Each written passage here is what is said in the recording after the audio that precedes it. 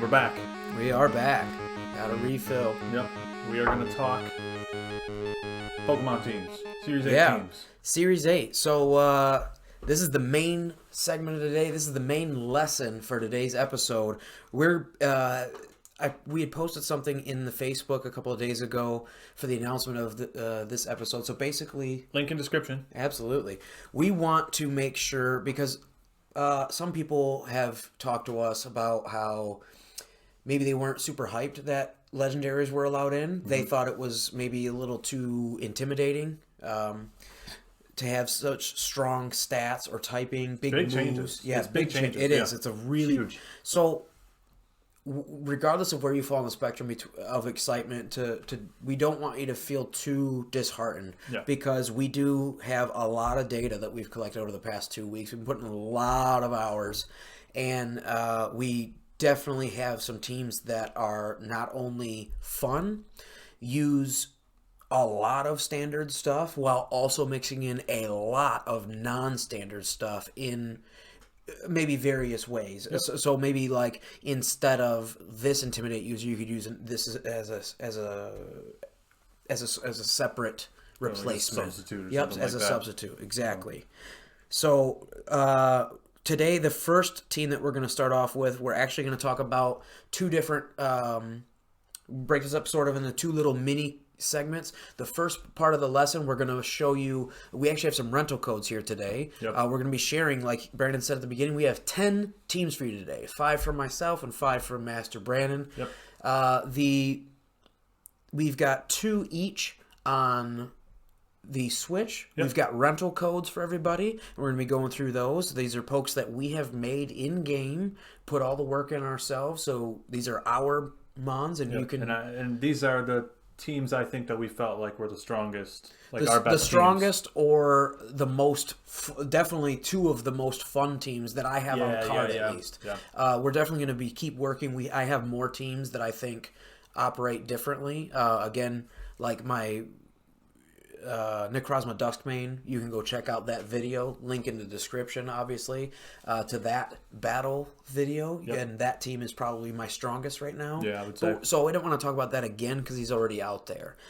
So 2 other teams that I want to talk about today, I'm going to be bringing, Resident Weather Guy here. I'm going to be bringing the Hoenn reps. I'm going to be doing both Groudon and KYOGRE. Yep.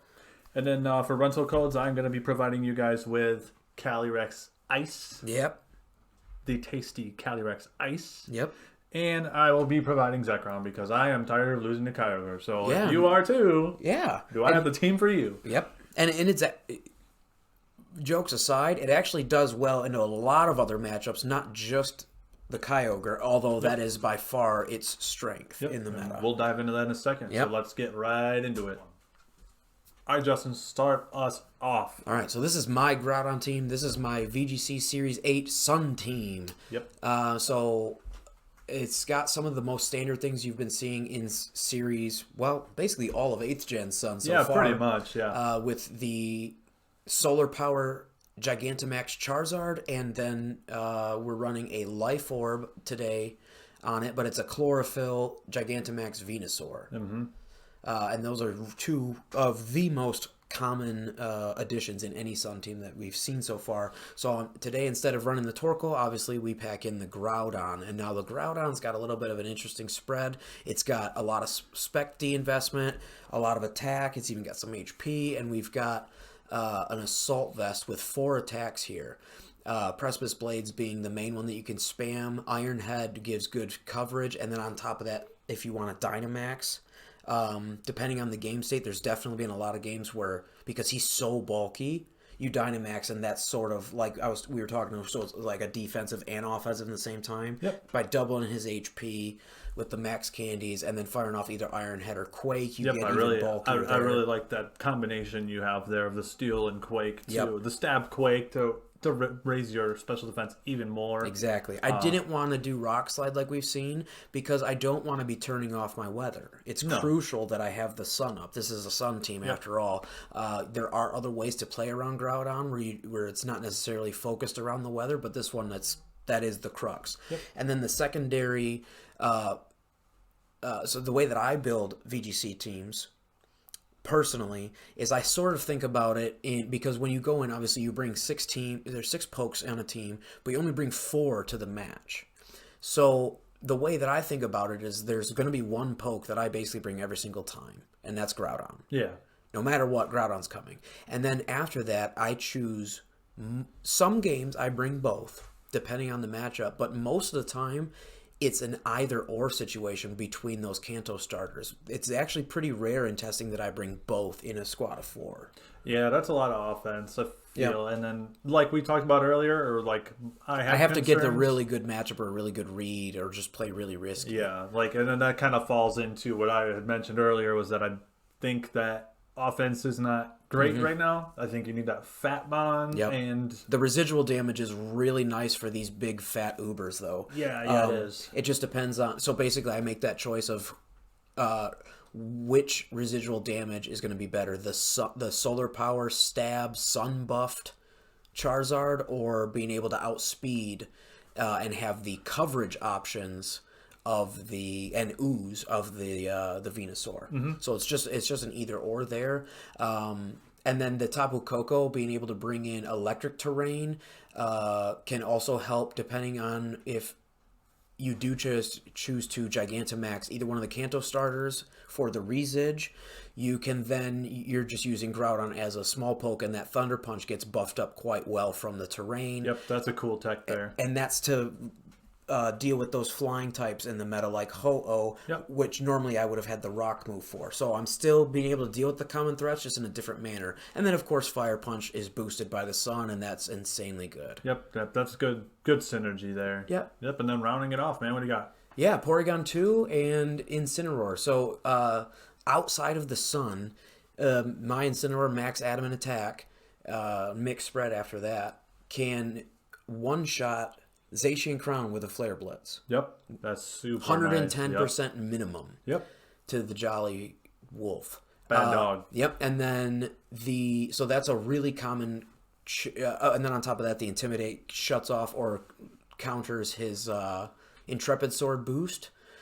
And then I've got the Porygon 2, which is EV'd to specifically take out Landorus, which could be a very, very big threat because he has a super effective hit on every other Pokemon on this team. Yep. With the Stab Quake being able to go into a Lucky and Groudon, the Rockfall for the Charizard, Quake also for Quake and Rockfall also for Incin, and then obviously the Stab Airstream for Venusaur. It was very crucial for me in testing and in planning this team that I have a check to Landorus Therian specifically, because he's so prevalent. This Porygon can, it's 3-hit KO, the strongest Landorus Therian with a Life Orb, Dynamax, Max Quaking, it's still a 3-hit KO, and I'm a 2-hit KO with this Ice Beam, so I beat him every single time up in the 1v1, so that's there in that very common occurrence that you find him. Yeah. The Trick Room there, I don't really use the Trick Room too often. It can actually work for the Groudon and the Incin, who don't have any speed investment in their EVs. So it definitely can use as more of that like neutral ground Trick Room, where you like if somebody's tailwinding, you just turn on the Trick Room. And it's nice, like if you encounter another Trick Room team, you just turn it off. Exactly. Trick Room works like a switch, so that's absolutely super nice. You just turn that, you hit that light switch, and then everything, recover and foul play. You have this exact same. We're going to be seeing some within later. Yeah, actually, like on our next slide, you're going to see them. Yeah, so that last move foul play, that's sort of my flex pick. Yep. So again, if I go into to round it out, if I go into a game, the way that I think about doubles, I'm always going to be taking the Groudon. I'm going to choose between one of those Kanto starters, and then I'm going to be choosing what support to go with it. Do I need the Intimidate? Do I or the extra fire damage from Incin? Do I want or need the taunt and electric terrain and speed control? And see, that's what I've got here for both Porygon and Tapu Koko. They're ostensibly my speed control. I've got Tapu Koko with a base 131 speed, and then Electro Web, so that's the really fast speed control on the team. And then with the bulky, slow, and Trick Room, I've got the slow speed control with Porygon. Yeah, Koko is like budget Regieleki. Like, Exactly. that's the one you get That's at Walmart. exactly right. But the fact that he gets Taunt, Stab, Dazzle, Grass Knot, and the fact that I'm starting Electric Terrain here, it is filling a similar role to Alecki, but bringing different utility to the team. Grass and the Taunt's been invaluable. Grass Knot's almost 50% on most Groudon. So. Yep, absolutely. All right, I think that's going to bring us to my first team. So what do we got here, buddy? CALYREX Ice. Ooh, sipping. Sipping on CALYREX Ice. What do you got? Shout outs Blunder. I was using... Okay, well, first overview.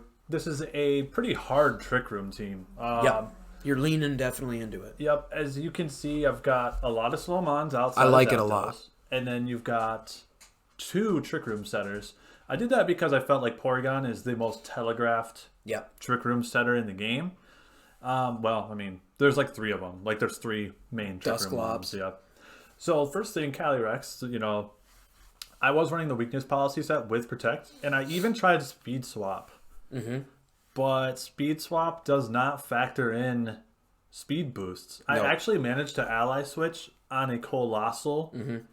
So, he sent the Vocalith into my Porygon, and I speed swapped him.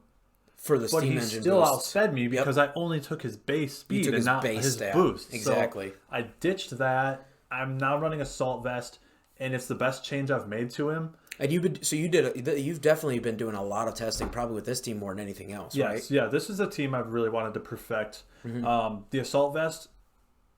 When I didn't have the Assault Vest, out of all of the ice horses, now CALYREX ice horses, obviously, so it's way bulkier and it's psychic ice, not just pure ice.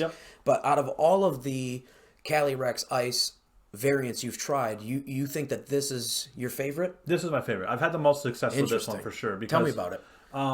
Tell the class. I was running weakness Professor policy. Brandon. I was running weakness policy, and the problem I was having with that team was, or with that setup was, you needed 2 conditions to win or to even Dynamax him, and that condition was Trick Room and to have someone pop your weakness policy. I did not run self-procking on this. You were hoping that they would. Yeah, I do have Shadow Sneak on Mimikyu. However, I like the Assault Vest because I don't necessarily now need a Trick Room up, and I'm getting more turns out of this thing with the Assault Vest. Because he's so bulky. 150 base defense and 130 base spec D. Yep. So I really, really, really like this one. He lives a lot of stuff. And then when you KO things, that's your means of boosting. So there I don't go. have the to rely on. And his Glacial Lance with 100% accuracy spread move, it's so strong. Yep. So this is... So you can actually use him as a Dynamax, or similar to my Groudon, where you can actually just use the Uber to stay small, and he works perfectly fine because of those stab spread moves. Yep. So that's him. The Mimikyu, I'm running a support Mimikyu. This is max speed and max HP. Yeah, it's very different. I like that a lot. Talk to me about this. I have Charm on there. Charm's really good. -2 in attack. It's been really helpful against Groudon because I'll just any physical threat. I can just. You know what I mean? Just charm them. You just turn them off. It makes CALYREX more bulky. I've got the Taunt for Dusclops. And then I've got Shadow Sneak. It's just a little bit of You've also got option. Intimidate on this team, too. So a lot of ways to sort of... The same thing that a lot of people are running with the Landorus and Incin combo. Again, we still have multiple ways of lowering opponents' physical output on this team. But... it's not the same cookie cutter. So I like that. You are running Incin, which is fine. I mean, he's a good poke, and it pairs well with the type combination and everything. But I like how you use something completely different. And I loved, in our test battles with this, I loved the disguise. It was actually... almost like you'd have a built-in focus sash. Yeah, just you need to either taunt or double into Mimikyu to stop the Trick Room, and that's hard. It's so easy for me to get it up with this setup. Yes, so. It's not a immune, but it's very reliable. Yep. And then I've got Gigantamax Hatterene with a Life Orb. You could throw a weakness policy on this. I thought about it, but again, I didn't want to just like rely on that. She's really strong. The magic bounce is really nice for any magic stats. bounce is nice.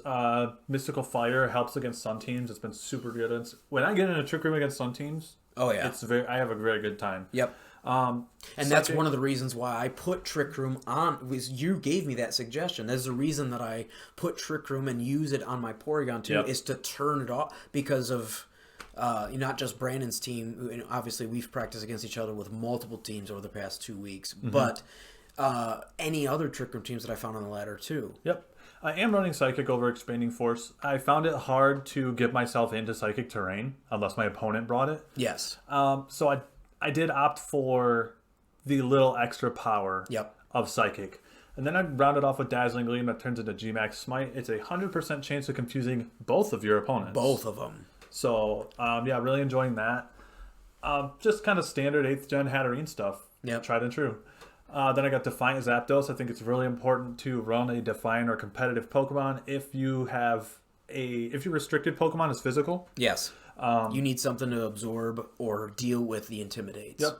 Because they're everywhere. I'm running Close Combat over Thunderous Kick because you can't one-hit KO Incineroar at +1 with Thunderous Kick. So you can get the job done with Close Combat. The base powers actually makes a difference. Yeah. So you'll be at +1 after the Intimidate and Defiant, and +1 Close Combat KOs, but +1 Thunderous Kick does not. Does not. So I wanted to be able to just pick up that KO. Then I'm running Brave Bird for more extra power. Yeah, because getting rid of Incineroar is really important for your team, obviously being centered around the Ice Horse. Yep, super important. Run Throat Chop for Dusclops and Calyrex or whatever. Which is really strong. Protect.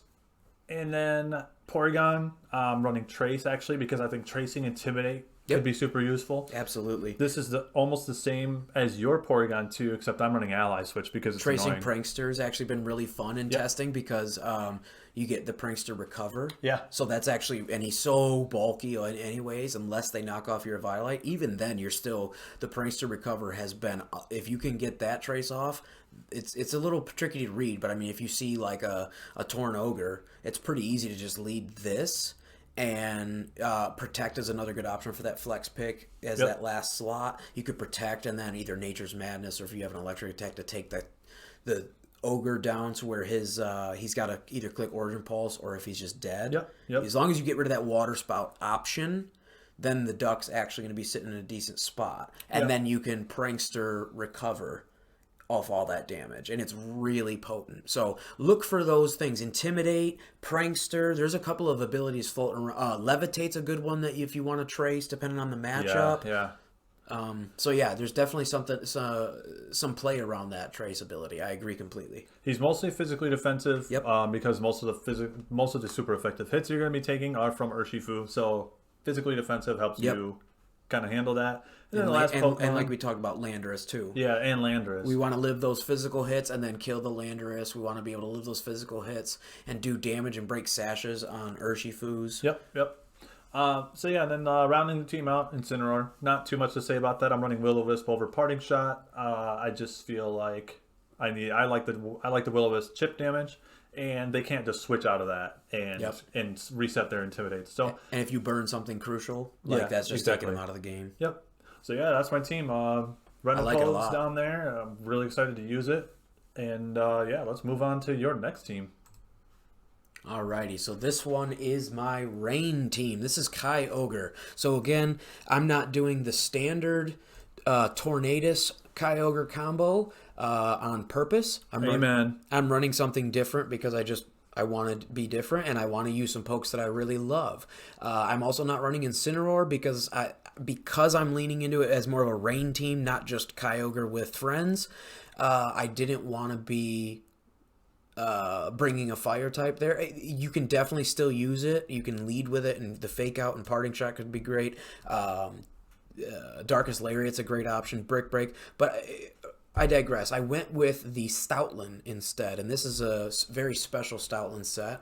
I've got Intimidate with the Citrus Berry, pretty kind of standard there for the tanky pokes, but he's got Crunch, so I could deal with Ghosts. So I could in Psychic type, so I don't get walled there, and then Helping Hand, Yawn, Protect. Now the Yawn has been just, I mean, I can't really stress how every time I bring that dog, anything with yawn, it's so good. If you get the right read and you yawn their Uber, especially if they Dynamax, doesn't have to be turn 1 of the game, but the first turn of their Dynamax, if you get the yawn there and you force them to switch out on their second turn of Dynamax, ooh, that's great. Yeah, that's I really love this Stoutland set. I think this is really good. Yeah. I like the Protect there too because it's really nice. You have to. Yeah, I have to have the Protect on him. Yeah, it's nice because it gives yourself another helping hand later on down the road. Yep. I like this a lot. Yep. I'm running the bulky Kyogre, so this is modest with 96 special attack, 162 I believe defense, and then the rest HP. This with assault vest, and this is specifically meant to do exactly what we talked about: be incredibly bulky. This is not weakness policy. I'm seeing a trend in our assault vested fat mons. Yep, and no Mystic Water like a lot of people have been running because realistically, this set is not going to hit anywhere near as hard as the max modest Mystic Water sets or the Choice Scarf. It's not going to hit as hard as those, but it's going to hit plenty hard enough. Yep, it will. And in practice, I still have been just two-shotting. Just delete. It's still the same. Yeah.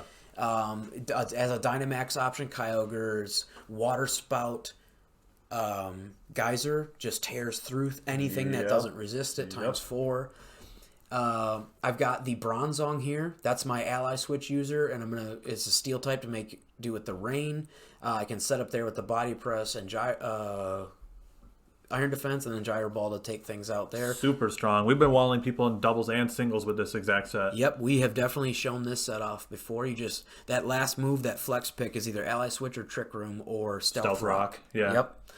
So I've got the Kartana, another steel type. I'm running this one with a Focus Sash because it's on this team. It's that late game insurance policy with the Focus Sash plus Beast Boost. Yep.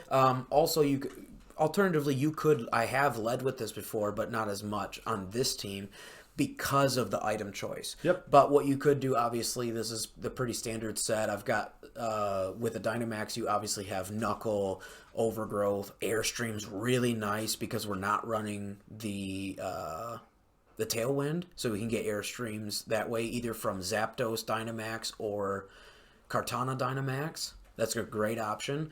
I can lead Ludicolo. This is the sort of flex pick. This is my boy. This is an off meta pick is Ludicolo. I love him. And the Stoutland and the Bronzong especially are definitely not meta picks at all. Yeah.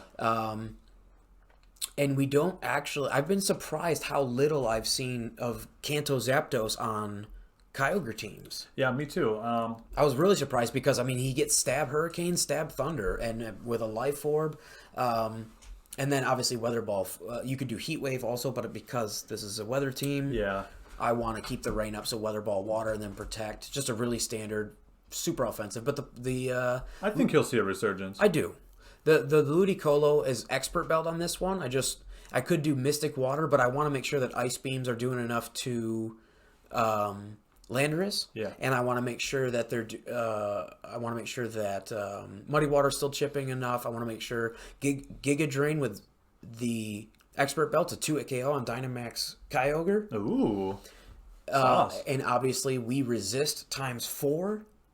Water Spout. His Water Spout. So this is, like I talked about, this is an answer to opposing Kyogres also. And the Fake Out turn 1, being able to fake out ZACIAN or Zamazenta, or I have actually come up against a Xerneas, be able to fake him out turn 1, and then switch out to Bronzong to take the poison move, the Sludge Bomb that was predicted to come out. The Fake Out on Ludicolo has been really nice, and obviously in Swift Swim, him going fast. As a lead, it's nice. As a late game insurance policy, it's nice. Either way, but leading him is usually kind of what I do. There is I'll use it as like a Fake Out plus Water Spout. Yep. Yeah, that's a great flex pick there for rain teams. Yep. Yeah, don't overlook Ludicolo, guys. Absolutely He's good. not. All right, so what's your next team, brother? My next team I've been having a lot of fun with. I got a ZEKROM team here. Alrighty, so tell the class today about this. You and I built this team together originally. Yep. This was a project we were just chilling one day on Discord and off air, and we were like, hey, let's build a team. What do you want to play with? And you chose ZEKROM, and you and I sort of built this as a group project. Yep. And then it evolved into this. So tell us about it. What do we got here? So it looks really nice. Obviously, it starts with ZEKROM. Life Orb, I feel like, is his best option. You can Ice Shard Weakness Policy, but because you only have a 90 base speed, I don't feel like that's his best option. I do have Tailwind supported Whimsicott over there. We'll talk about her in a second. Shadow Claw to hit all the ghosties and the psychic types. Bolt Strike, obviously, a really strong stab. And then Dual Wing Beat is a little bit of speed control for yourself when you max. Like I said, he's a physical attacker, so I paired him with Articuno for competitive to kind of discourage intimidate users. And I'm using an Adrenaline Orb, so if I come in and get intimidated, +2 special attack, +1 speed. Instant Dynamax, go to town. Hurricane for speed control, Freezing Glare to set up Mindstorm and stop priority. This Shadow Ball just rounds it out. I feel like that's his best coverage. Shadow Ball on Articuno. Oh, on Articuno. I apologize. Yeah. Then Shadow Ball just rounds it out. I feel like that's his best coverage. Tapu Koko. Can't go wrong with Tapu Koko. I'm running the Electro Web. The only difference in this and Justin's is I am running Thunderbolt over... You were running Taunt? I'm running Taunt 3 attacks, and you've got the T-Bolt tacked on, so you can do some really good damage. Yeah. He's more of a... He's an offensive mon for me. Very, very offensive. Very strong in the electric terrain, and the focus sash is on both of our teams, pretty prevalent. And then I'm running standard screens. I would say standard, but I feel like Fake Out is the standard over Thunderwave. But I've got Fake Out. Mine is Fake Out, Spirit Break, dual screens. I got Fake Out on Incineroar, so I didn't feel like I really needed that. So Light Screen and Reflect are really nice. Screens are like we showed off in the Joey UX9 tournament. Screens are incredibly powerful. With really these Ubers, being able to make them even more bulky, and then if they are running weakness policy, it's just it's really hard to break through those. So that's why you're going to see a big resurgence in things like Brick Break. Grimmsnarl is on his way up right now. Then I'm running Assault Vest and Incineroar. I really like this set for attacks with a Fake Out, but you've got the Intimidate and you have Snarl. So really into this Incineroar, actually. Super, super bulky. He doesn't have... I think I've only got 100 EVs into his attack, so not the strongest Incineroar, but bulkier than your average Incineroar. Well, and the fact that Spirit Break is a 100% chance to lower special attack is really nice. Yep. It actually comes in handy, more than you'd think. The final trickery on this is I'm running Eject Button Switcheroo. I love this tech so much. I love this tech so much that I used it on one of my teams. This is straight support. I've got Taunt. I can Taunt or Switcheroo out like an Eviolite off of like a Dusclops. Taking a weakness policy. I've done that before. I've taken weakness policies off of Necrozma when they Dynamaxed, and then I hit them with Max Airstream from ZEKROM. Their Dynamax is done before they even move. Because you hit them, and then the eject button procs, and they just Dynamax turn 1 or turn 2 of the game, and now all of a sudden you hit them, activate their eject button, and what that does is when it's holding an item and it's hit by an opponent, it forces itself to switch back. So you basically give them this death ball and then hit it and make them go back to the Pokeball. And again, if they have already used it, if you call it right, and they did it on the turn that they Dynamaxed, boom, they wasted their Dynamax, and now you have a very big advantage for the rest of the game. And you get insta forfeits. Lots of rage quits. And then Tailwind support for ZEKROM if you want to go offensive immediately. It also works for Articuno. It's a really nice option to be able to have that Tailwind there. Especially because of Prankster. That's... I love it. I really like this team. We expect to see this on ranked very soon. Very soon. So we are going to move on over to Showdown, and we'll go over the rest of the teams with you guys really quick. We're going to start with your team, Justin. Tell us about ZACIAN, dude. All right, so because I have Sword and he has Shield, one of the things that we tried to do was, try to make a team with both of the Wolves, respectively. So it was a little bit easier on my end, just luck of the draw. I'm sorry that you had to go through that. Whoopsie daisy, I picked Shield. We got some good learning out of your we did. Your Zamazenta team.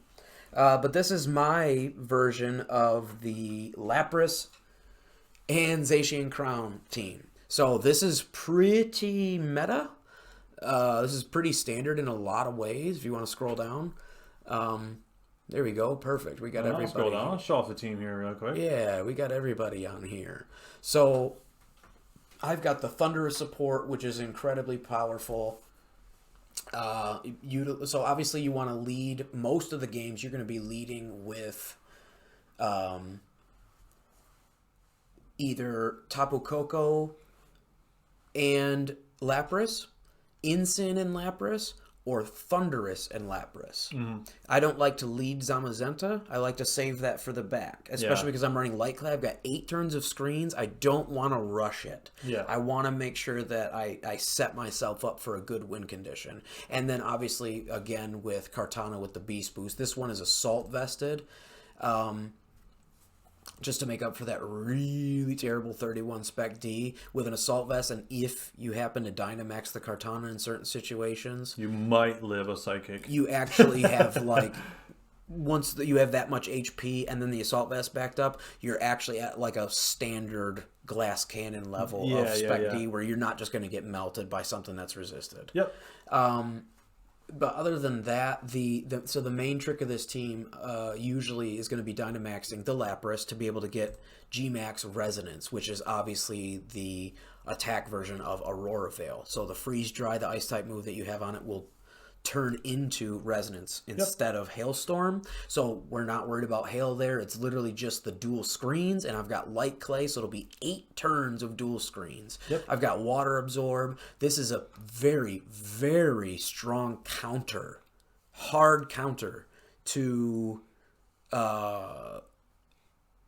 Kyogre? Almost all Kyogres. There's a couple sets that you, like if it's a Specs Kyogre, they can 2-shot you with either Max Lightning or Thunder, depending on if the, you know. So that's kind of annoying. The thing is here, though, I have Thunder.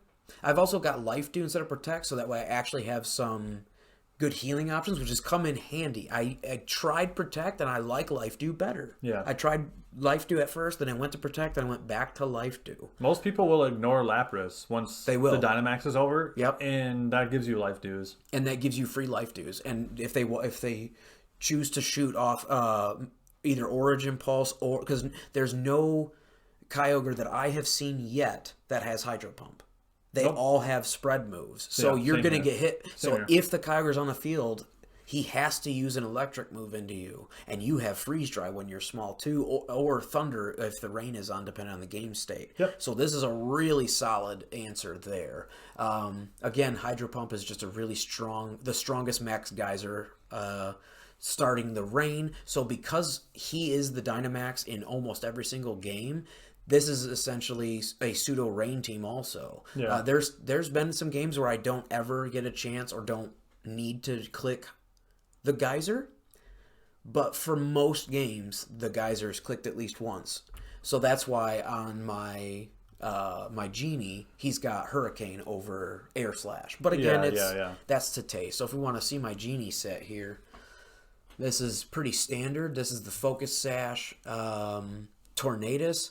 This is pretty much, again, Hurricane / Air Slash, but essentially this is the standard. So if you see a Torn Ogre, this is essentially what the Torn half of that combo is. Focus Sash, max speed, special attack. Results may vary on the EV spread, but usually it's Tailwind, Taunt, Flying Stab, and then Icy Wind. So you've got double manners of speed control built into the same super fast poke offensive support. The Taunt, again, really good option for things like Porygon or Dusclops. Also surprisingly good Dynamax option if you need. Really like the Airstreams are strong. They're really strong, especially with Hurricane and Max Modest. So yeah, there are backup options here, and I am running Incin because again, it's not necessarily a rain team, and again, I have led Incin Lapras for the turn 1 Resonance plus Fake Out. That's a really plus Intimidate. It's still a really strong combo, and then I can take out enemies' Zacians before I turn on my own rain. There are a lot of plays with this team. It's very versatile. And the Tapu Koko, just to round it all off, it's the basically the exact same set as the last one that I ran, only this one is running the magnet, so I'm getting extra damage from the electro web just to be a little bit more for that offensive support. But this is still another form of speed control, and it also gives me electric terrain, which helps me against assault vest Kyogres, because electric terrain boosted wild charge from my dog, or thunders or max lightnings from Lapras. Yep. So yeah, nice little synergy right there. There's some options on Zacian's move pool. We're gonna talk about the star of the show here. Yeah, so he's got Iron Head, which obviously when you carry the Rusted Sword and Intrepid Sword ability procs, when you enter the battle, you get a +1 attack boost if you're carrying that item. And it also transforms any steel move that you have into Behemoth Blade, kind of like a max move. Yeah. So this will be his really strong steel stab. And then I've got Sacred Sword to be able to take care of certain threats, like I can take care of Incineroars, because I outspeed them, and obviously, as we talked about before, Incineroar with max attack can OHKO Zacian every time, so it's a big threat. Yeah, it is. Being able to have Wild Charge is the secret tech here, though, because another really common check to Zacian right now is Celesteela, because a lot of Zacians are running Steel Fighting Fairy, because they're running Play Rough. So because with the Tapu Koko, and also, if I don't run Tapu Koko, I could have a potential max lightning play from the Thunder of a Dynamax Lapras, exactly. So in most games, I have lightning terrain. In practice with this, so the wild charge on lightning terrain with the +1 boost, it just tears through stuff. Let me tell you, Brandon, you're gonna love it. Also, really obviously takes care of Kyogre, and it really. Ho-Oh. That was the other one I was going to say. That's a really important one to handle. And then being able to take care of Celesteela, who normally runs Flamethrower. Yep. No, yeah, I like Wild Charge on there a lot. And then obviously rounded off with Protect. That's really nice. If you decide to lead Lapras. You need to have some options. Yeah. I was going to do the Swords Dance, but in practice, I originally had also, instead of the Tapu Koko slot, so I had Fake Out still with Incin. Instead of Tapu Koko, I tried Friend Guard Clef with Eviolite, but in practice it just wasn't enough. Swords Dance isn't necessary, in my opinion. It's really not. You got 170 base power plus it's overkill, and I'm trying too hard, and it's too telegraphed, I felt. Yeah. All right, cool. Well, there you go, guys. Doggo team. Little something different. Yeah. So we're gonna move on. Like I said, there's a lot of meta stuff, but it's like 15 degrees off meta. Yeah.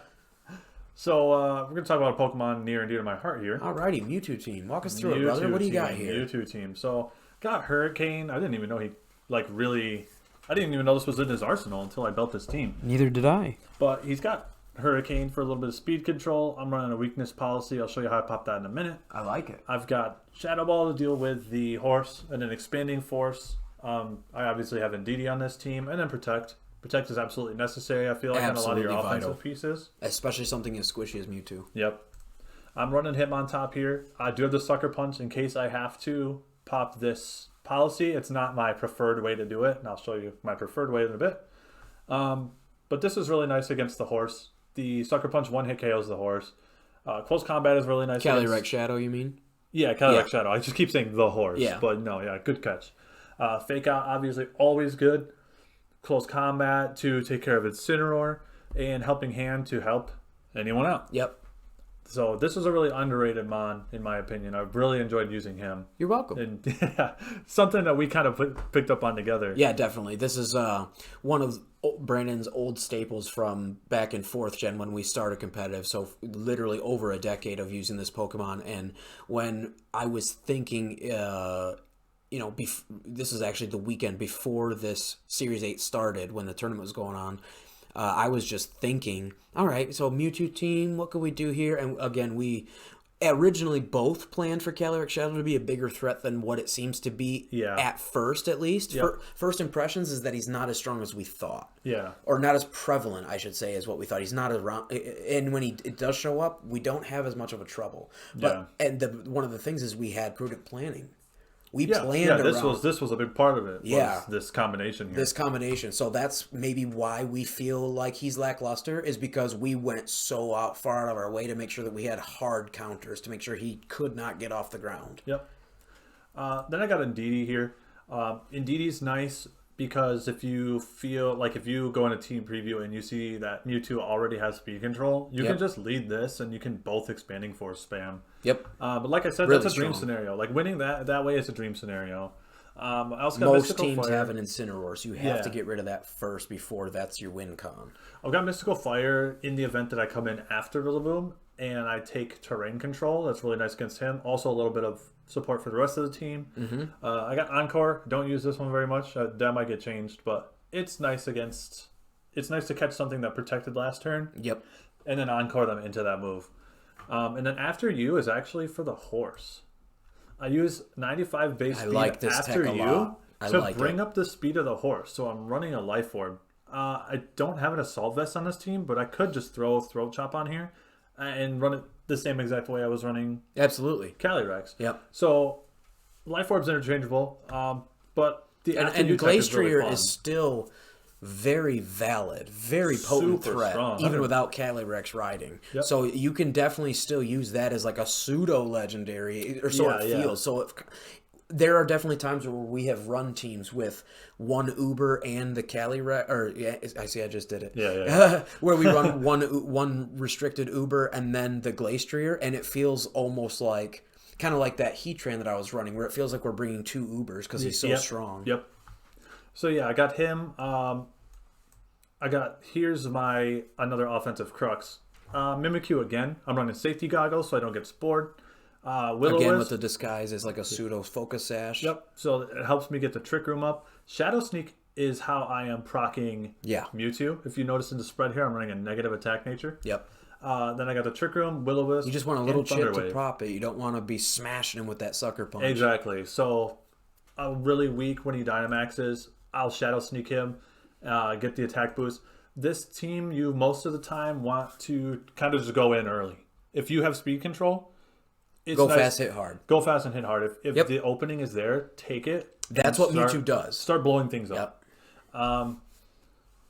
Yeah. So, and to round it out, I got Rillaboom. I might turn this back into regular Rillaboom because I haven't been running into a lot of Sap Sippers. That's why I made it a Gigantamax. Protect, Fake Out, knock off Grassy Glide. One of these moves might get pulled for Drain Punch, or does he get Superpower? He does get Superpower. I've noticed that having a fighting move would have been pretty helpful against Incineroars. Running the max HP so I don't just get completely destroyed. What do you got? Protect as your last move? Yeah. You could definitely.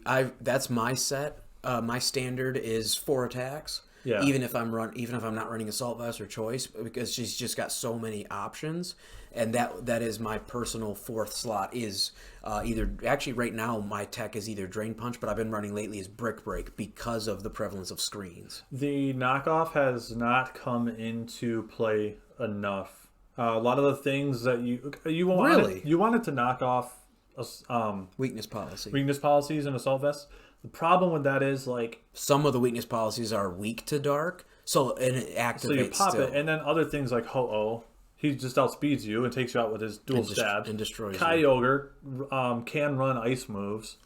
Yeah, but you're one of the biggest threats to KYOGRE in the game because of Grassy Glide. Though. I have done the the knockoff is irrelevant in that comp, so I understand where you're coming from.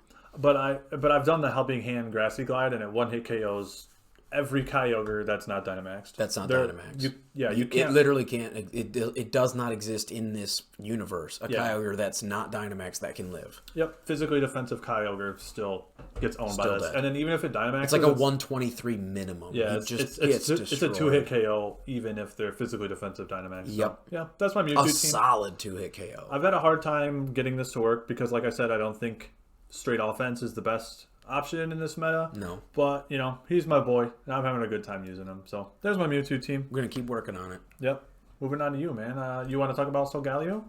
I would love to. So, we already featured the other lion, so the Necrozma Duskmane, where it's fused with the Solgaleo, but this one's Solgaleo himself. And we talked about the difference there being obviously the stats are different than the Necrozma, in that his speed is the big difference.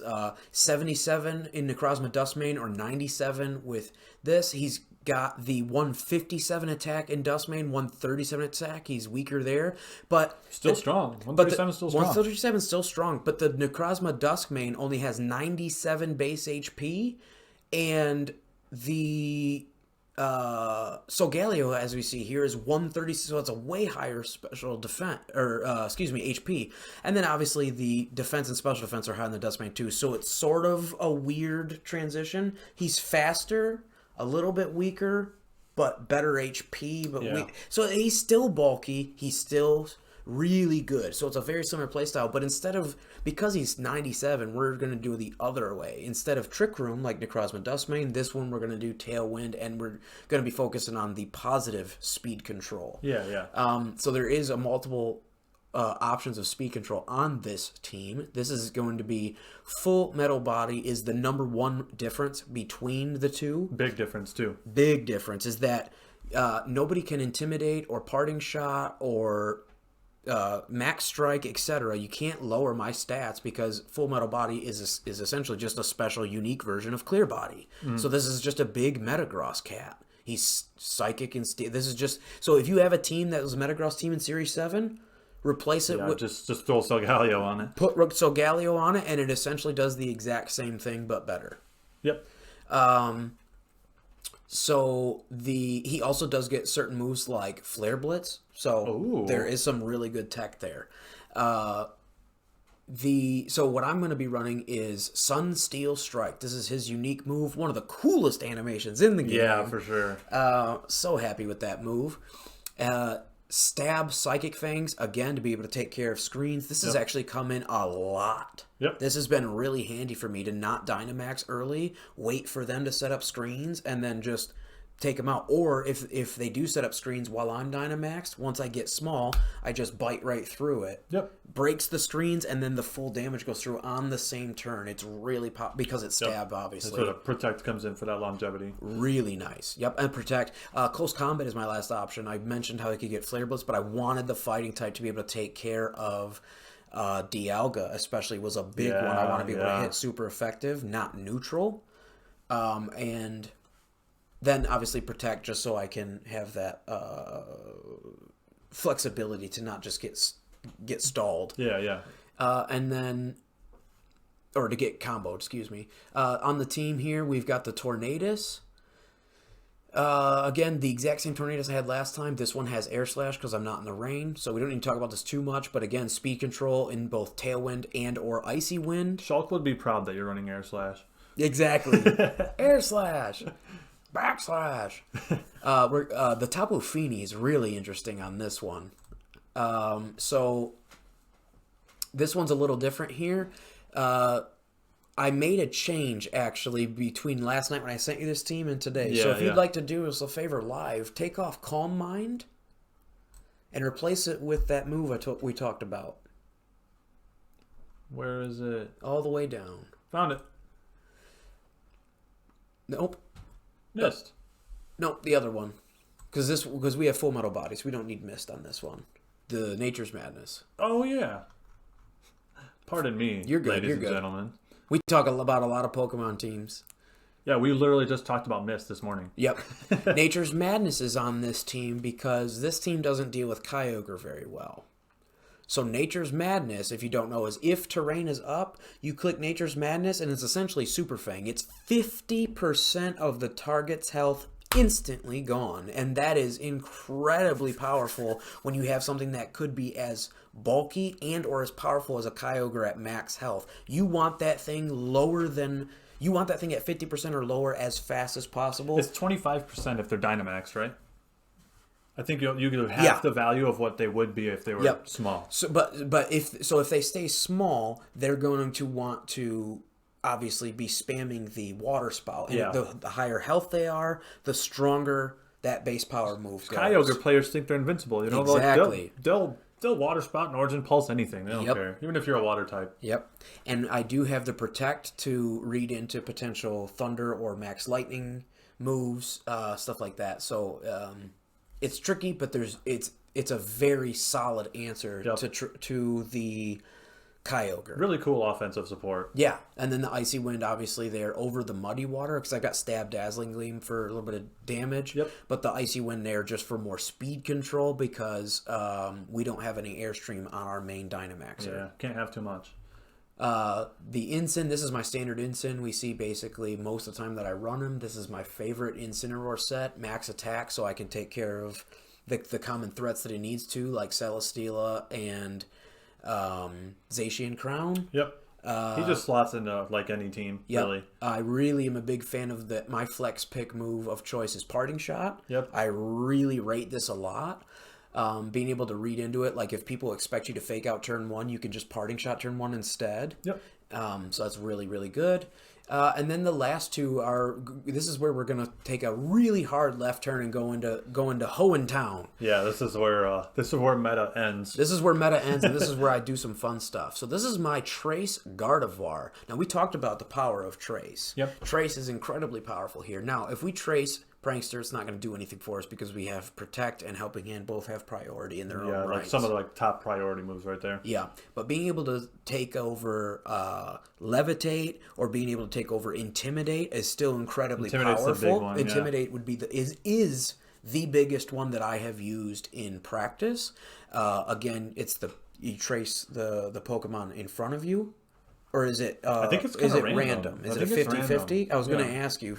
Probably should have done that. I mean, a lot of people are running Intimidate on. They're running Lando and Incineroar, so your chances are pretty good. Yep, absolutely. And then we have Dual Stab with Dazzling Gleam, Expanding Force, and we have Life Orb here. So this is a secondary, really powerful offensive threat with Dual Stab, Dual Spread Stab if the terrain is up. Now, obviously, if you notice, we have Fairy Terrain with Feeny, and you might be wondering, okay, why Expanding Force? That's because there have been a few games where the Gardevoir is a Dynamax option, and she can start her own expanding or her own psychic terrain with Mindstorm, and then also the Psychic Fangs on our main Dynamax on Solgaleo obviously can then start the Psychic Terrain and stops people from.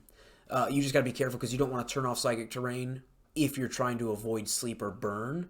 That's obviously why Feeny is there for the Misty terrain. So you do have it's definitely a player's choice, but the back pocket Gardevoir for late game coming in and Expanding Force spam or dazzle spam even on Feeny, because you could dazzle Life Orb Dazzle Stab on Misty Terrain still does a lot of damage too. Yep. So there's a lot of and then the Helping Hand there, I've done that. That makes your Solgaleo do a lot of damage, even if his Weakness Policy for some reason doesn't get procced or doesn't get procced yet or whatever happens. You can then, and if they try to knock it off, this is one of those pokes where it doesn't work. You try to knock me off, and it's still going to activate my policy. Yep. So it's the Helping Hand comes in. It really lets me just OHKO those tanky threats in one turn, and people are not going to be expecting it. Yep. And then the last one, this is where I was talking about I kind of stole your tech. So this is the Prankster. We were talking about it. You have the eject button switcheroo on Prankster Whimsicott. Yes, sir. You were trying the Trick eject button on one of your Mimikyus. You've shown us a couple of Mimikyus today, and you were trying it on there, but not having the Prankster you said was kind of an issue. So it got me to thinking. I was like, the Ghost type doing that with Prankster, Yeah, I'm going to go in my back pocket of Hoenn Pokes and grab out one of my favorites of all time and one of Brandon's least favorites. I hate this Pokemon. Because of how often I've used it over the years. But that's Prankster Sableye. And this thing is going to have our main support, essentially, for the team. This is like, other than Feeny, this is basically the main support on the team. Yeah.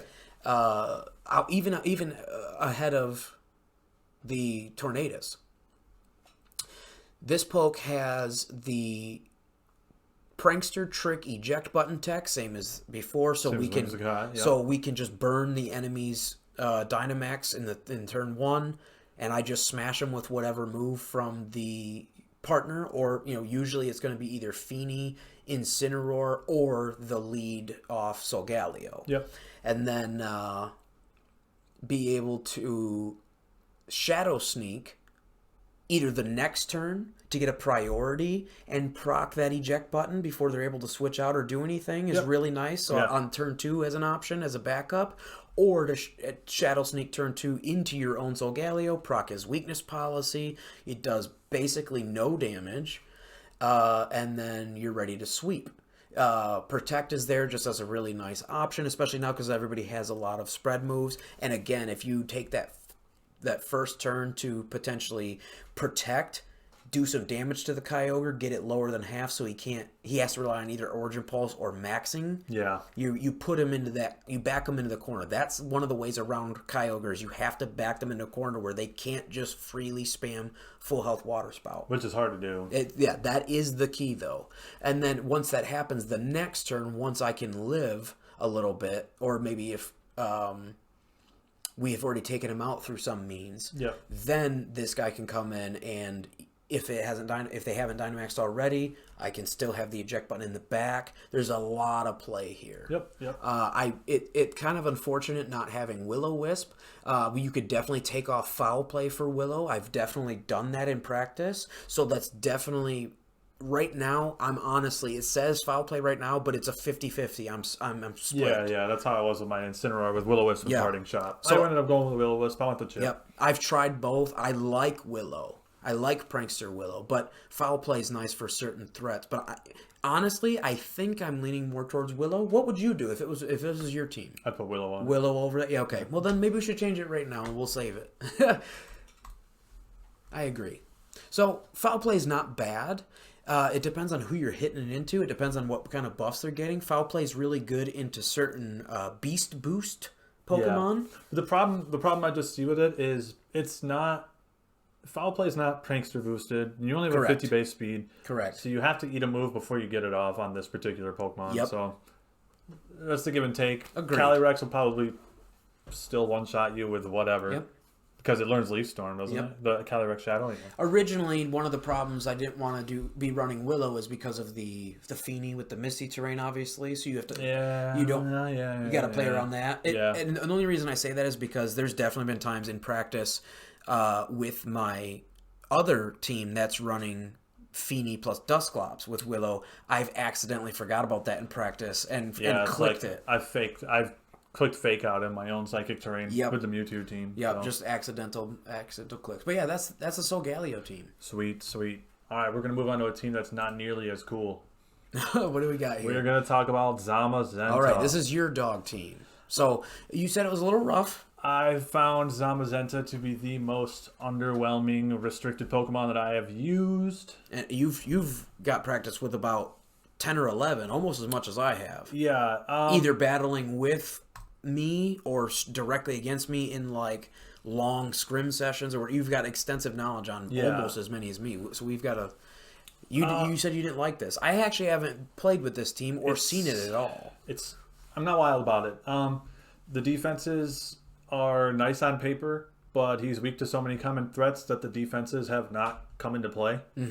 What has been taking him out a lot? What's the fire type, or is it ground? ZACIAN takes him out with close combat. And then Groudon takes him out.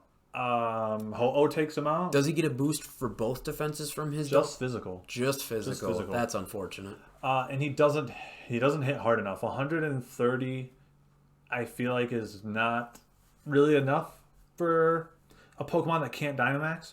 There are Pokemon that have weaker stats. You're not going to be weakness policying him. No, because you have to use the shield. Yep.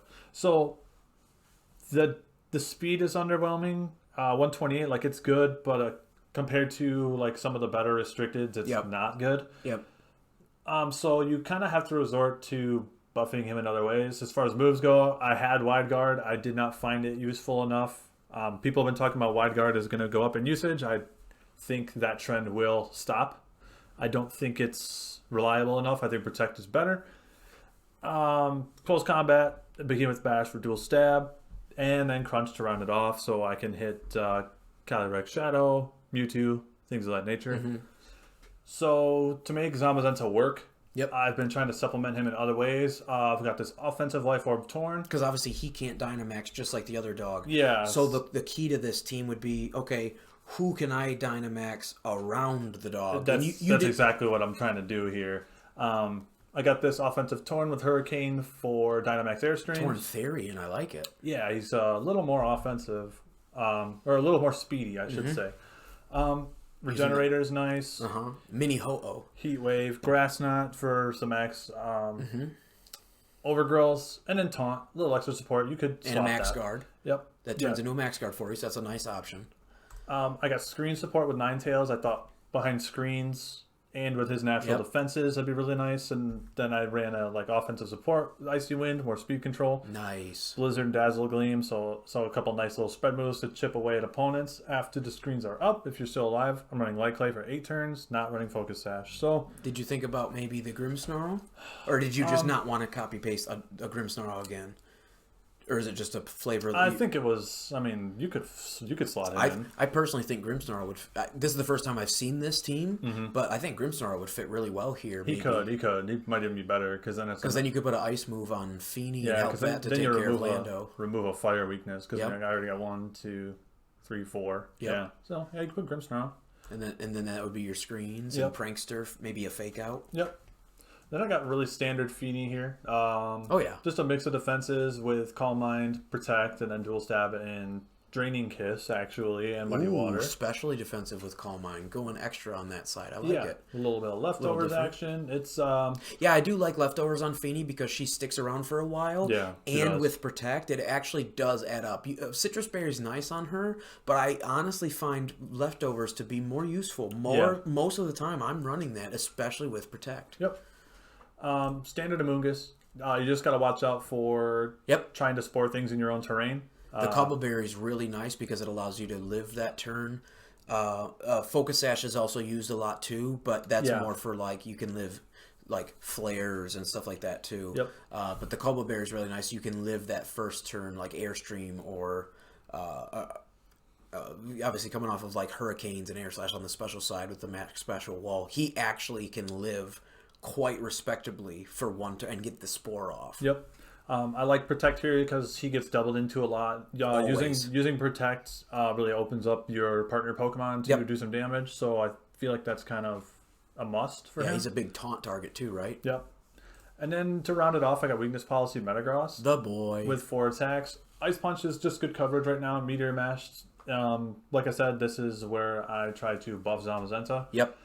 Meteor Mash to up the defenses, Stomping Tantrum to up the special defense, and then Brick Break to break screens, which is Max Knuckle. And Max Knuckle, which buffs the dog's attack. Yep. So this is probably, I would assume, especially with Weakness Policy, this is your, if you could rub the lamp and have a wish, this is your Dynamax every time. Yeah, almost every time this is the Dynamax. Because it works so well with the dog. He's the better Dynamax between him and Torn. That's another problem is the best Dynamaxes on this are Torn, Feeney, which is not a bad max. And it's so common for enemies to proc your Weakness Policy on Metagross because he's so bulky and he's so strong that it's I have to take care of him. I can't use, and he resists a lot too. So it's or people are afraid to hit him with super effective moves, and then you get free Dynamax. Yep. So either way, you're in a pretty good spot. I actually like it. So what has been the issue? If you want to talk about that real quick.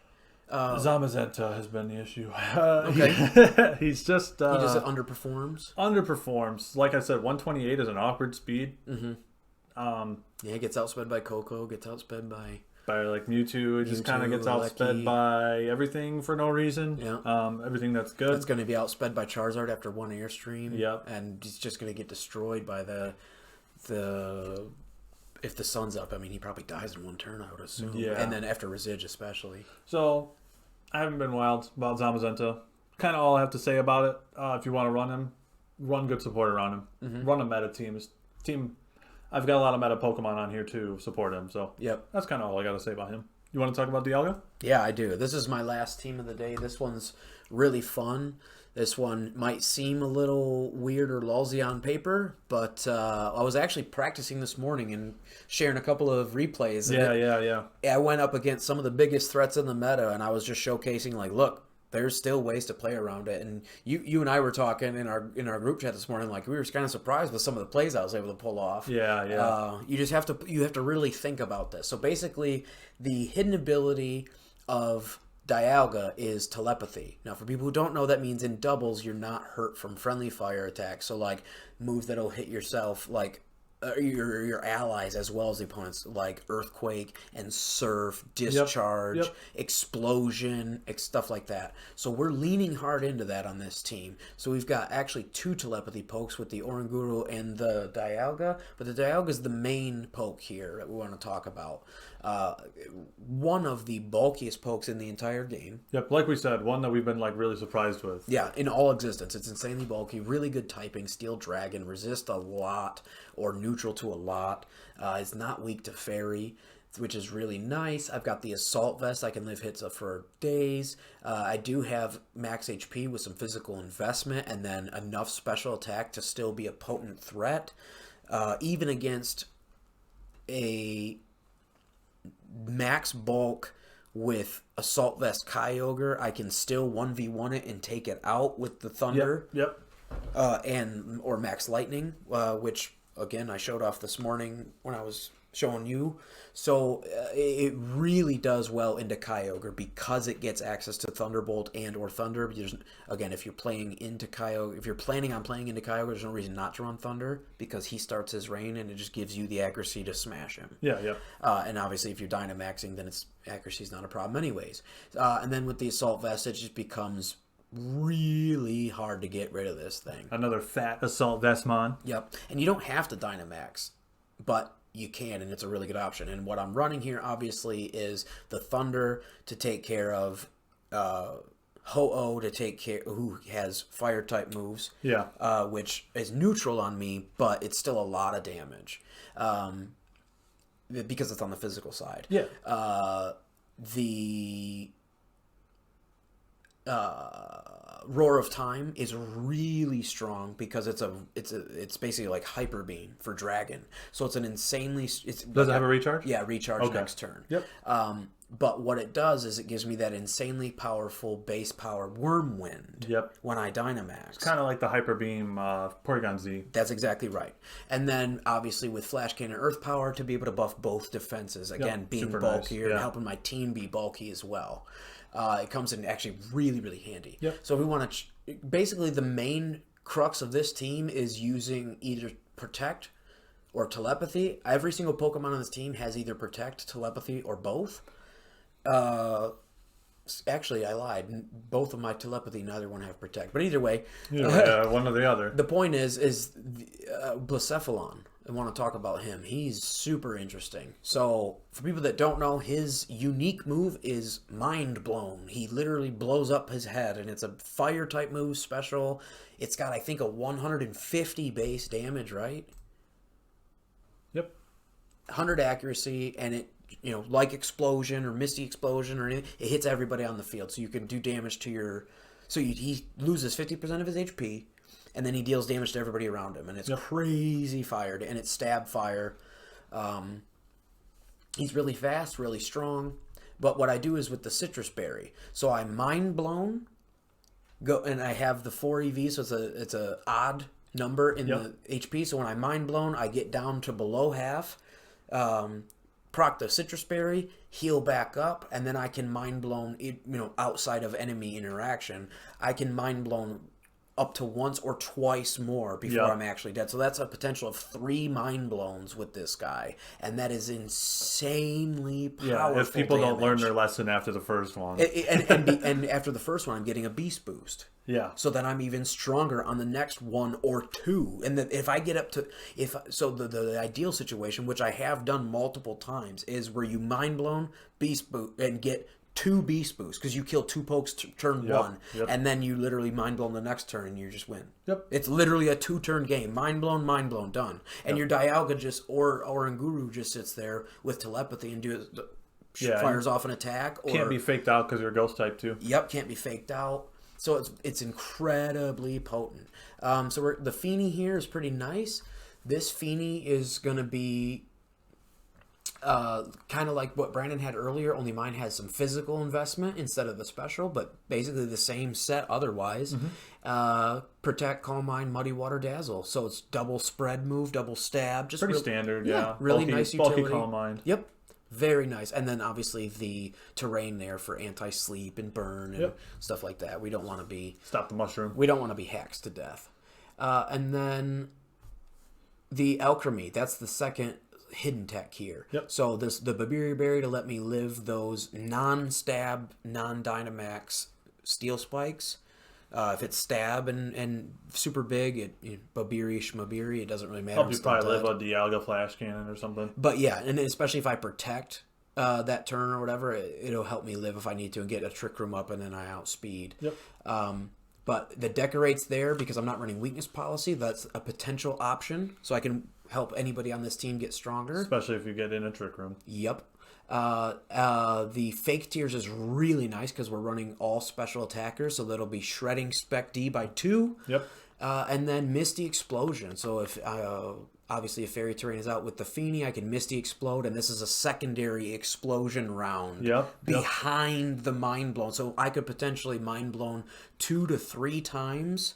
Well, 1 to 3 times with Blacephalon, and then once with Alcremie, because she unfortunately doesn't take half, she'll take full damage, but she blows up and it's Misty Terrain, and then those two interact plus stab. That's really cool. You do a lot of damage there, and that actually really catches people off guard.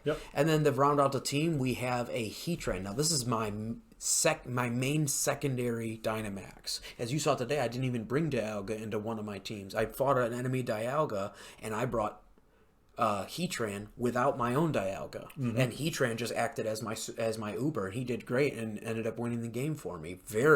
He's a pseudo Uber. Oh yeah, it was very one-sided. Like I handedly won that game. So there's a lot of flexibility with this team. You don't have to bring the Dialga. You can just bring any mixture and the team still works because Blacephalon is Fire type. Mind Blown, so it procs my Flash Fire, makes me stronger. I can protect with Feeny, I can protect with Alchemy, and just not take the damage on the turn that I Mind Blown. There's the option to play that. And then if the Alchemy does Misty Explosion, even in the terrain, it doesn't matter because Heatran resists it times 4. So I'm literally taking no damage relatively. A lot of spread damage on this team with the Heat Wave there. Lot of spread. Lot. That's the whole point. Is just no matter where you look, other than Oranguru, there's just an insane amount of like unexpected spread damage everywhere. And that's kind of the point. It's just everybody, no matter every turn, they're losing chip. And then obviously Scorching Sands, Flash Cannon.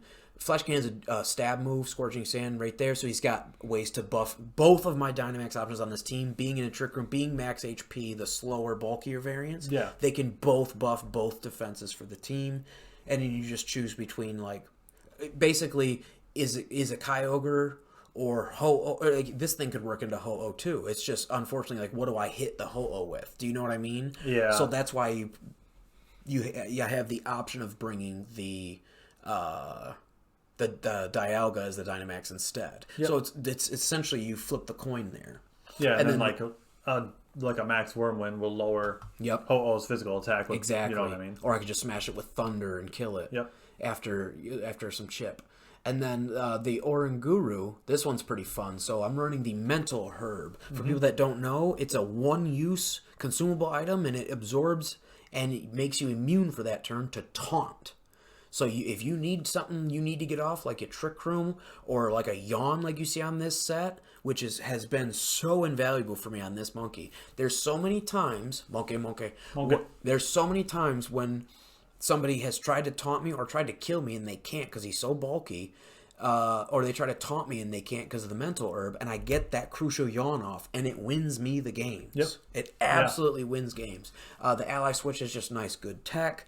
And then the Trick Room, this is the main, the only Trick Room setter for the team. But again, because of the Mental Herb, if I need to get it off, I can.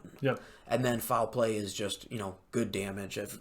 Tanky type poke, this is the only damage move it needs. So pretty nice for CALYREX Shadow Rider when you get in a Trick Room. And then again, his ability, telepathy. I could be running Inner Focus, so no flinch too, but we want the telepathy to not be taking any damage. Even though we're a special wall, we don't want to be taking resige from the Mind Blown or the Misty Explosion. Explosion. They'll hurt. Another good thing on this team I want to mention, the last thing I'll mention, is that if you do Dynamax Heatran, a lot of times, at least once, you're going to be clicking your Stab Fire move. That's one of the main reasons to bring Heatran, is the difference between... Because obviously you have Steel Stab on both Dynamax, and then a Ground, neutral offensive power on both. So it's really the secondary Stab that you're kind of choosing. Am I going to take the Thunder and the Wormwind on Dialga, or do I take the Flare and the Guard, Max Guard option on Heatran? So obviously with the Shuka Berry, with this spread,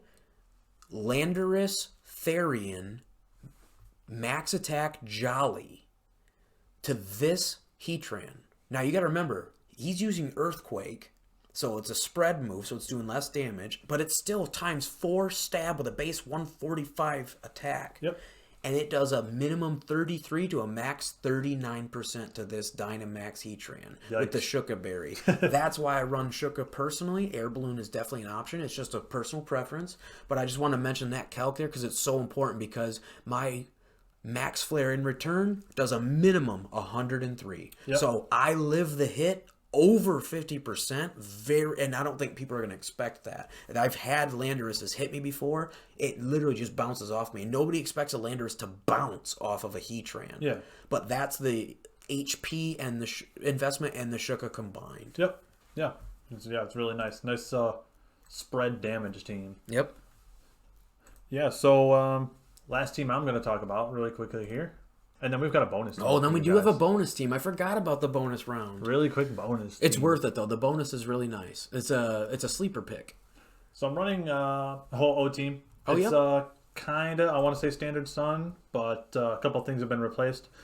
No, I like it a lot. We have been seeing, actually, a little bit of a resurgence of, like, Politoed with Palkia. Has been a thing in a couple of teams, and now I've definitely seen more than one Torkoal plus Ho-Oh. I've also seen Torkoal plus Reshiram. So it's definitely still a thing. Ho-Oh, obviously a really nice attack stat, and Sacred Fire. Stab, 50% chance to drop a burn. I'm using Weakness Policy and Regenerator, Dual Wing Beat, and Iron Head, so that when I Dynamax, I got Defense Boost and Airstream Boost. Recover for when I'm small. Or that's Max Guard when I'm Dynamaxed. Simple spread here. Then obviously Torkoal helps you supplement. And gives you a lot of fire damage. Mostly physically defensive, so I can run Body Pressed, Heat Wave, Yawn, like you were running very strong. Like you were running on like you had an Oranguru. I had it on my Stoutland also. Stoutland, yep. It comes in really handy because it forces them, if they Dynamax, if you read it right and they Dynamax, it doesn't matter if it's turn 1 of the game, but the first turn of their Dynamax, if they get hit with Drowsy, then on their second turn, it forces them to either go to sleep or switch out, and either way is a win for you. You've got to make decisions. If you force them to make decisions like that, they're going to make a mistake. The more decisions you can give your opponent to make, the higher chance that they're going to roll Snake Eyes and make the wrong choice. Then I got Venusaur. Ooh, shiny. Pretty standard, except I'm running Growth. This has not come into play once. No. I don't really like setup too much in my doubles teams, so this might get swapped out for Sleep Powder. It's meant, obviously, when we wrote this team, it was meant for the KYOGRE. So if you're in the sun and the KYOGRE tries to, he's not going to stay in. But again, this is one of those things. Like, if he does choose to stay in, you have the Absorb Bulb. So if he does hit you with a water move, you get a special attack boost. You're not going to take any damage. You can Growth in his face all day unless he's going to Blizzard, which, could obviously miss, or Ice Beam. So that's something to worry about. But it just, you could also switch in on the hit. You could definitely start with like Ho-Oh, Torkoal, and then switch them in. But it's more of a player's choice there. But it definitely can maybe see some play. This is actually Gigantamax. I don't know why it's not showing that it is. Just like if you type in Venusaur, you could even click where it says his name, Venusaur, and then like backspace. Oh, well, my keyboard's way up there, so I ain't backspace and nothing. Oh, no, my bad. But anyways, it'll have two separate sprite options. Yeah. And then if you click the umbrella sprite, it'll show up just like the Rillaboom with the drums. Yeah. So I got Earth Power. It helps me hit Excadrill. Yeah, you need Earth Power. Yep. Stab, Sludge Bomb to give me max oozes. Giga Drain, self-explanatory. Take care of Kyogres. And then, yeah, like we mentioned before, Absorb Bulb in case you come up on a Rain team or a Finny or something like that. You can switch in. Yep, Finny's really popular and likes to run Muddy Water. Yep, my favorite starter ever. Then we got Tornadus, another support Tornadus, Tailwind in case I don't have my sun up for Venusaur. Yep. Icy Wind, Taunt, and Heat Wave. I like the Heat Wave tech just because to fit the Sun team. Yep. That's kind of like how I did the Hurricane on the Rain. I like that. Exactly. Man. Good job. It's the same exact thing, you know. Yeah, and like we said, look at how similar ours are, except for the leftover 4 might be in a different spot, which doesn't matter too much. No. And then the Heat Wave versus the Stab Flying move is just a plug and play type of move there for that flex pick. Yep. Prankster Tailwind, pretty self-explanatory. Tailwind, Taunt, Icy Wind. Yep, more Taunt. And then this is a really interesting pick. I got Surf Feeney here. Yep. With Haze to erase enemy weakness policies. Got to be careful not to erase your own. Yep. Because you will. And the Dazzling Gleam for damage. But the idea behind Surf is to pop the weakness policy of Ho-Oh here. Mm-hmm. So you can start with Feeney. Instead of Haze, you could do Mist, and then they can't intimidate your Ho-Oh. Yeah, that's a potential tech. Sorry. Yeah, I just thought of that. But the idea is to start with Feeney on the field, protect turn 1 with Torkoal, swap Torkoal out for Ho-Oh if you feel like you're not going to take a really strong hit in the Torkoal slot. And then Surf. On the switch in. The damage is split between all 3 people, and the sun will be up. And Ho-Oh has a really nice special defense, I believe, really 154. Nice. 154? Yeah. Yeah, so you're not going to take much from that. Then you just Dynamax up and Airstream. Dynamax up, Airstream, Max Flare. Yep. Then I got another really fun pick here. He's kind of similar to my CALYREX. Yep. Running Assault Vest. I like it. And then the same moves. I have Steel Roller instead of Ice Beam or Ice Punch because I don't want to change my weather. And I am running Terrain. So it's kind of fun to put these two out together. Drop a massive Steel Roller on somebody, and then be able to have the Bullet Punch to take care of sashes, Brick Breaks for screens. If you Dynamax with him, you've got the Steel Roller option for an insanely powerful Steel Spike, and you've got Tantrum for the Quakes. You've got the dual buffing defenses again, going into the bulky while still being offensive. Because like you could absolutely proc a small Ho-Oh weakness policy, let it do its thing, and use this as the Dynamax and buff it up that way. Ho-Oh's biggest strength, in my opinion, is actually its ability to be able to early game lead off with a Ho-Oh, soak a bunch of damage while Dynamaxed, and then switch out either mid Dynamax or wait till it ends, get that regenerator, and come in as a late game threat too. Ho-Oh is really powerful at cycling. Yep. So that's my Ho-Oh team. The last team we want to talk about before we go, we actually have a bonus team from our buddy Doug. Yep. What's so special about this team? Well, what's so special about this team is it's a Lugia team. Yeah, this is something that very commonly is overlooked in the VGC community these first couple of weeks. That's our early impression, obviously, is that it's been overlooked and underrated. Yeah, I agree. A lot of people say it's bad because it's got 90 base offenses, but it's one of the tankiest pokes in existence. I want to say compare that to Colossal. Colossal has 80 base offenses, and look how well he's done for himself in the history of... He's won 2 Players' Cups out of 3. Yep. So that's what I have to say about that. He's got the Lightning Rod Raichu to help make Lugia more bulky. And then the biggest thing he's got is the Fling Citrus Berry. Yep. So you will fling a healing berry move at this Lugia, pop the weakness policy, and then you can just start arrow blasting up with like max airstreams. Yeah, it'll pop the weakness policy and then pop the berry second. Yep. That's the order of operations because just of how the game works. So as soon as Fling goes off from the Whimsicott, it will hit the Lugia. Yep. and do the damage. And when the damage is dealt, that's when it procs... Citrus Berry. No. When the damage is dealt, that's when it'll proc the weakness policy. Yeah. Yep. So... and then because of the way that... So the damage is dealt first, and that procs weakness policy. So then Lugia will get boosted. Even though it doesn't do any damage because of multi-scale, it's barely going to do much at all. Yeah.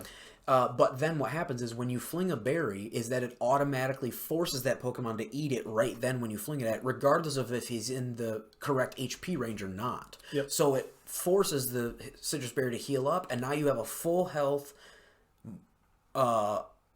Lugia, which is now got double its special attack, so it's basically a nasty plot, and its multi-scale is reset up. So now it is incredibly strong and, like I said, one of the tankiest pokes in existence with its multi-scale. That's incredibly powerful. Yep. To round it off, he's got Ice Shard Mamoswine in case he has to go that route to pop his weakness policy. Yep. The Jelly Scent is really nice. Actually, a good counter to Calyrex. Absolutely. Shadow. That's what he had on there. He had Strength Sap on there, but took it off for Recover, obviously. Yep. And obviously the Water Absorb also. Yep. That's his main Kyogre answer. Choice Banded Incineroar, that's a tech that I'm going to take a little bit of credit for. That was something I was running on one of my older teams, and not a lot of people are expecting a Choice Banded, really strong Incineroar. And again, this is the max adamant attack, similar to the one I'm running in the teams that we showed today. And he's got Tailwind to help support it. Absolutely. That's a very potent, that could be a Dynamax threat too. Yep, he got to Master Ball with this team. And he went 23 and 15. 23 and 15, and that was his record the day he hit Master Ball. So it was a very good run for him, and he did it only with this. I mean, different iterations. Just this team, different iterations. Like he swapped a few, but it was Lugia team the whole time. Yep. Yeah. So shout outs to big Doug. shout out. Kudos. There. That's awesome. Proud of you, buddy. Yeah. So that's what we got for you guys today. We went long again, but we'll have timestamps in the video. Hopefully, you guys. You jump around to the Pokemon that you're most interested to. What teams you like. Obviously, this is the bi-weekly podcast, so this is the big chunk of time that we want to spend. Yep. But we're still working out what the best time is for you. So if you guys do have any comments on, lengths of videos, definitely leave it down below, whether it's positive or otherwise, about what length of videos you guys like to see for either podcasts or battle videos. Let us know. Also, like you said earlier, make sure you leave a like on this video, thumbs up. Make sure you subscribe to the YouTube channel. Make sure you guys go over check out our Facebook channel, PKMN Masterclass, over on Facebook, and make sure you hit the little bell icon on YouTube to stay notified for all of our Pokemon Masterclass content. Until then, I'm Justin. I'm Zero. And class is officially dismissed. We'll see you guys next time. See you later.